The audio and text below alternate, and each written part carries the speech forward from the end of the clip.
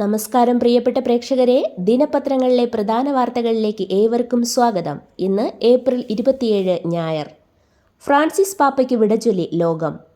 ദൈവത്തിനും ലോകത്തിനുമിടയിൽ സ്നേഹത്തിൻ്റെയും കരുണയുടെയും പാലം പണിത വലിയ ഇടയൻ ഇനി പ്രാർത്ഥനകളിൽ നിത്യപ്രകാശം. ആഗോള കത്തോലിക്കാ സഭയുടെ ജനകീയനായ പരമാധ്യക്ഷൻ ഫ്രാൻസിസ് മാർപ്പാപ്പയുടെ ഭൗതിക ശരീരം സെന്റ് പീറ്റേഴ്സ് ചത്തുരത്തിലെ ശുശ്രൂഷകൾക്ക് ശേഷം റോമിലെ സെന്റ് മേരി മേജർ ബസിലിക്കയിൽ സംസ്കരിച്ചു.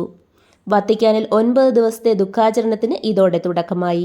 അന്ത്യാഞ്ജലി അർപ്പിക്കുവാനും സംസ്കാര ശുശ്രൂഷകളിൽ പങ്കെടുക്കുവാനും 4 ലക്ഷത്തോളം വിശ്വാസികളാണ് വിശുദ്ധ പത്രോസിന്റെ ചത്തുരത്തിലെത്തിയത്. ഇവർക്കൊപ്പം രാഷ്ട്രപതി ദ്രൗപദി മുർമു ഉൾപ്പെടെ 160-ലേറെ രാഷ്ട്രങ്ങളുടെ പ്രതിനിധികൾ പങ്കെടുത്ത സംസ്കാര ശുശ്രൂഷ ലാളിത്യത്തിന്റെ പുത്തൻ അടയാളമായി മാറി. സംസ്കാര ചടങ്ങുകൾ ലളിതമാക്കാൻ ഫ്രാൻസിസ് പാപ്പ പ്രത്യേകം താൽപ്പര്യപ്പെട്ടിരുന്നു. പഹൽഗാം ഭീകരാക്രമണത്തിന് പിന്നാലെ സംഘർഷം കനത്തതോടെ നിയന്ത്രണ രേഖയിൽ പലയിടത്തും പാകിസ്ഥാൻ പ്രകോപനം സൃഷ്ടിച്ചു. ഇന്ത്യൻ പോസ്റ്ററുകൾ ലക്ഷ്യമിട്ട് പാക് പട്ടാളം വെടിയുതിർത്തു. ഇന്ത്യൻ സേന തിരിച്ചടിച്ചു. ആളപായമില്ലെന്നും ജാഗ്രത തുടരുകയാണെന്നും കരസേന അറിയിച്ചു. 175 പേരെ കസ്റ്റഡിയിലെടുത്തു. 60 കേന്ദ്രങ്ങളിൽ റെയ്ഡ് നടത്തി. കുൽഗാമിൽ 2 യുവാക്കളെ AK-47 ഉൾപ്പെടെയുള്ള ആയുധങ്ങളുമായി അറസ്റ്റ് ചെയ്തു. കുപ്വാരയിൽ ആയുധശേഖരം പിടിച്ചു. ഭീകരരുടെ ഒളിത്താവളങ്ങൾ കണ്ടെത്താൻ പർവ്വത മേഖലകളിൽ ഡ്രോൺ സഹായത്തോടെയാണ് തിരച്ചിൽ. കരിമണൽ കച്ചവടത്തിന് നിയമവിരുദ്ധ സഹായം ഉറപ്പാക്കാൻ CMRL കമ്പനി വൻതുക ചെലവഴിച്ചെന്ന കേസിൽ മുഖ്യമന്ത്രിയുടെ മകൾ വീണ വിജയൻ കുറ്റസമ്മതം നടത്തിയെന്ന് സീരിയസ് ഫ്രോഡ് ഇൻവെസ്റ്റിഗേഷൻ ഓഫീസ് സമർപ്പിച്ച പ്രോസിക്യൂഷൻ കംപ്ലയിന്റിൽ പരാമർശം. CMRLന് വീണയുടെ കമ്പനിയായ എക്സാജോലിക് സൊല്യൂഷൻസിന് ഒരു സേവനവും നൽകിയിട്ടില്ലെന്ന് സ്ഥിരീകരിച്ചതായാണ് റിപ്പോർട്ടിലുള്ളത്. സംസ്ഥാന സർക്കാരിന്റെ 4ാം വാർഷികത്തിന്റെ ഭാഗമായി KSEB കുടിശ്ശിക ഒറ്റത്തവണ തീർപ്പാക്കൽ പദ്ധതി പ്രഖ്യാപിച്ചു. മെയ് 20 മുതൽ 3 മാസമാണ് അവസരം. 2 വർഷത്തിലേറെ പഴക്കമുള്ള കുടിശ്ശികയാണ് തീർപ്പാക്കാൻ കഴിയുക. 10 വർഷത്തിനുമേൽ പഴക്കമുള്ള കുടിശ്ശിക തുകയുടെ 18% പലിശ പൂർണ്ണമായും ഒഴിവാക്കും.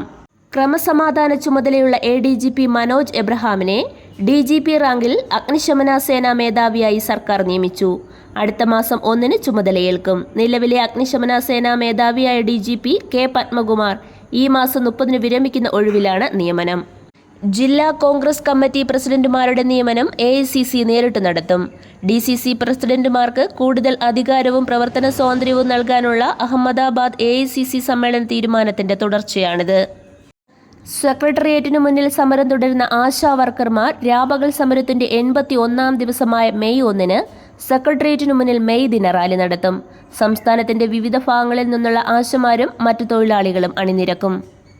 കേര പദ്ധതിക്ക് ലോകബാങ്ക് അനുവദിച്ച 139.65 കോടി രൂപ സാമ്പത്തിക പ്രതിസന്ധി മറികടക്കാൻ സർക്കാർ വകമാറ്റി ചിലവിട്ടു.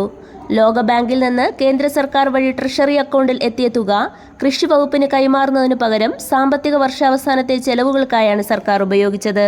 4 ലക്ഷം കർഷകർക്ക് നേരിട്ടും 10 ലക്ഷത്തിന് പരോക്ഷമായും പ്രയോജനം ലഭിക്കുന്ന കേര പദ്ധതിക്ക് കഴിഞ്ഞ ഒക്ടോബർ 31-നാണ് ലോകബാങ്ക് അംഗീകാരം നൽകിയത്. കമ്മീഷനിങ്ങിന് ഒരുങ്ങിയ വിഴിഞ്ഞം രാജ്യാന്തര തുറമുഖത്ത് മുഖ്യമന്ത്രി പിണറായി വിജയൻ കുടുംബസമേതം എത്തി ഒരുക്കങ്ങൾ വിലയിരുത്തി. കപ്പലുകളെ ബർത്തിലേക്ക് വലിച്ചെത്തിക്കുന്ന ഡക്ക് ബോട്ടിൽ ബർത്ത് പരിധിക്കുള്ളിൽ കടൽ യാത്രയും നടത്തി.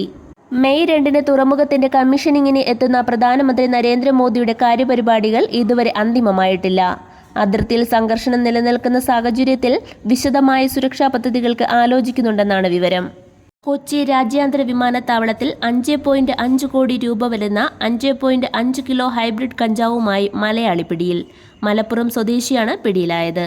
ഇതോടെ ഇന്നത്തെ ദിനപത്രങ്ങളിലെ പ്രധാന വാർത്തകൾ സമാപിക്കുന്നു. നന്ദി, നമസ്കാരം.